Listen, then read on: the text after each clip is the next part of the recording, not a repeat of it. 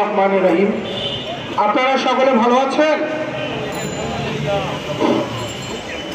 আজকে যেই আলোচনা সভা এখানে অনুষ্ঠিত হয়েছে, সে আলোচনার মূল কথাটি হচ্ছে ভারত হটাও, বাংলাদেশকে বাঁচাও। ঠিক না?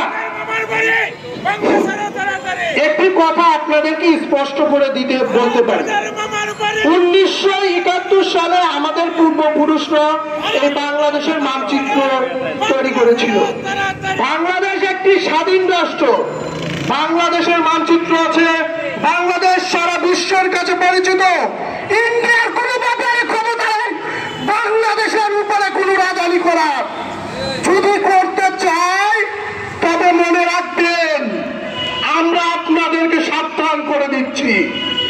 আমরা 24-এর আন্দোলনে আমরা চোখ দিয়েছি, আমরা হাত দিয়েছি, পা দিয়েছি। এখনো আমি রাতে ঘুমাতে পারি না, ছাইদের ওই কান্না আমার বুকের মধ্যে বাজে।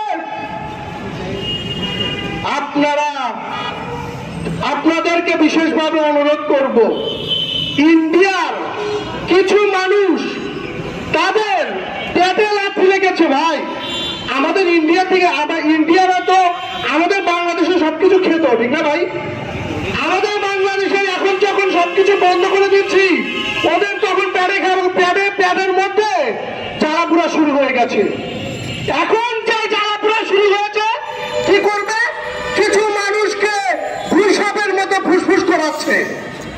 আর কিছু বিজ্ঞান আছে, আমাদের বাংলাদেশের কিছু এইস আছে ভাই, এইস প্লাস আছে, যে এইস প্লাসরা দালালি করে নিজের স্বার্থের জন্য, বাংলাদেশের মানুষের ক্ষতি করতে তারা পিছপা হয় না। আমরা আপনাদেরকে বলছি, আমরা যুদ্ধ করতে শিখেছি। আজকে আমার চোখ হেরেছে, আমার হাত আছে, আমার বুকে সাহস আছে, কণ্ঠে সুর আছে, এখনো প্রাণ চলমান আছে। আমার যুদ্ধে যাওয়ার জন্য প্রস্তুত আছি। যদি আপনারা মনে করেন যে বাংলাদেশ থেমে গেছে, তবে ভুল করবেন। বাংলাদেশের সংগ্রাম এখনো থামেনি। আমরা ইন্ডিয়া বলছেন আমাদের পারমাণবিক বোমা আছে। আমাদের বাংলাদেশের প্রত্যেকটি বুকের মধ্যে পারমাণবিক বোমা সেট করে দিয়েছেন। তাই আপনাদেরকে বিশেষ করে বলে দিচ্ছি, যুবকদের সামনে দাঁড়াবেন না। আমাদের রক্তের তেজ আছে, আমাদের সাহস আছে, আমাদের সকল ধরনের প্রস্তুতি আছে।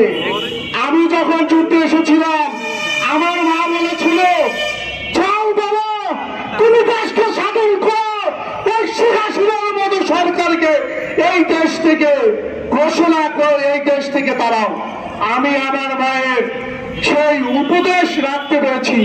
সম্মানীয় উপস্থিতি সকলেই, যেহেতু আমাদের আর একটা মিছিল হবে, বক্তব্য অনেক সময় হবে, অনেক কথা হবে, আজকে আমি এ কথাই বলছি, ইন্ডিয়া যদি কোনোভাবে যদি বাংলাদেশে কোন রকম ভাবে অধিকার খাটাতে আসে, তবে আমার এই চোখের বিনিময়, আমার এই হাজার হাজার মানুষের বিনিময় যারা শহীদ হয়েছে, প্রত্যেকটি বাঙালি ভাইদেরকে আমি বলে দিচ্ছি, আপনারা যদি ইন্ডিয়ার বিরুদ্ধে রুখে না দাঁড়ান, তবে আপনাদের সাথে আমাদের জবাবদিহি করতে হবে।